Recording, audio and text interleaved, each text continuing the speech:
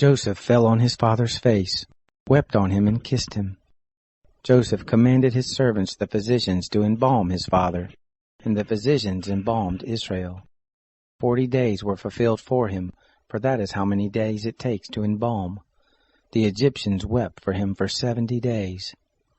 When the days of weeping for him were past, Joseph spoke to the house of Pharaoh, saying, If I have now found favor in your eyes, please speak in the ears of Pharaoh, saying, My father made me swear, saying, Behold, I am dying. Bury me in my grave which I have dug for myself in the land of Canaan. Now, therefore, please let me go up and bury my father, and I will come again. Pharaoh said, Go up and bury your father, just like he made you swear. Joseph went up to bury his father, and with him went up all the servants of Pharaoh, the elders of his house, and all the elders of the land of Egypt, all the house of Joseph, his brothers, and his father's house.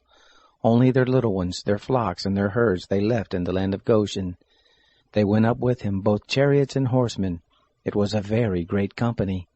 They came to the threshing floor of Atad, which is beyond the Jordan, and there they lamented with a very great and sore lamentation.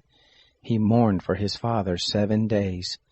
When the inhabitants of the land, the Canaanites, saw the mourning in the floor of Atad, they said, This is a grievous mourning by the Egyptians. Therefore the name of it was called Abel Mizraim, which is beyond the Jordan. His sons did to him just as he commanded them. For his sons carried him into the land of Canaan, and buried him in the cave of the field of Machpelah, which Abraham bought with the field, for a possession of a burying place, from Ephron the Hittite, before Mamre. Joseph returned into Egypt, he and his brothers, and all that went up with him to bury his father, after he had buried his father. When Joseph's brothers saw that their father was dead, they said, It may be that Joseph will hate us, and will fully pay us back for all of the evil which we did to him. They sent a message to Joseph, saying, Your father commanded before he died, saying, So you shall tell Joseph, Please now forgive the disobedience of your brothers and their sin, because they did evil to you. Now please forgive the disobedience of the servants of the God of your father. Joseph wept when they spoke to him. His brothers also went and fell down before his face, and they said, Behold, we are your servants. Joseph said to them, Don't be afraid, for am I in the place of God? As for you, you meant evil against me, but God meant it for good, to bring to pass, as it is this day, to save many people alive. Now therefore don't be afraid. I will nourish you and your little ones. He comforted them and spoke kindly to them.